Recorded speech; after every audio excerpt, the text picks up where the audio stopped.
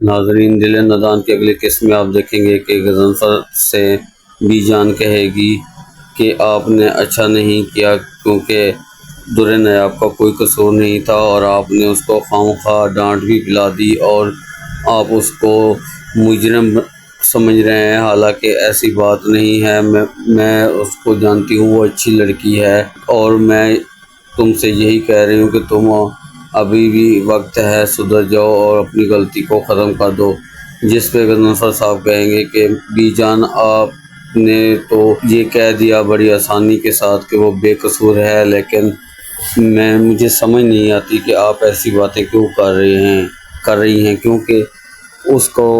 ہم نے خود آنکھوں سے دیکھا ہے اور ہم نے کانوں سے سنا ہے، اس کو ملازموں کے ساتھ جو اس نے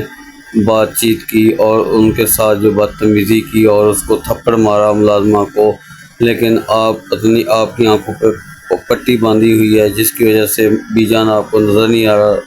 جس پہ بی جان کہے گی، دیکھو بیٹا، جو بات سچ تھی وہ میں نے آپ کو بتائی ہے اور اگر تمہاری مرضی ہے تم جیسا کرو، لیکن میرا تو یہی مشورہ ہے کہ اس کام کو یہیں پہ ختم کر دو اور در نیاب کو واپس اپنے گھر لے آؤ۔ جس پہ غضنفر کہے گا کہ بی جان، آپ کو دوسروں کی فکر لگی ہوئی ہے، لیکن آپ کو اپنے پوتے زاویار کا کوئی بھی خیال نہیں ہے، کیونکہ زاویار ہی اصل میں ہماری دولت ہے اور ہم زاویار کو ہی اپنی دولت سمجھتے ہیں۔ جس پہ بی جان کہے گی، ٹھیک ہے امی جان، بیٹا آپ